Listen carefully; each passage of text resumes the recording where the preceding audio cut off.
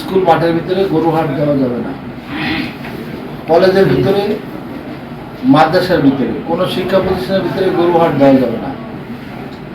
এছাড়া যদি কোনো সরকারের কোনো সম্পত্তি থাকে যেখানে খালি জায়গা আছে সেখানে একটাই করতে পারবেন, নদীর পাড়ে যেটা আছে ওই একটাই আছে।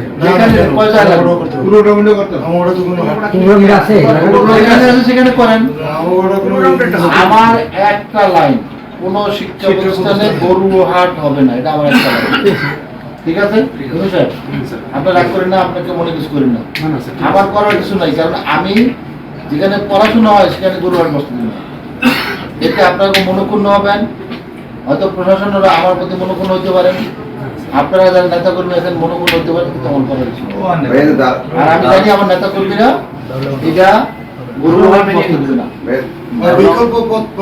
দরকার সবই হবে, কিন্তু নিয়মের বাইরে কিছু হবে না।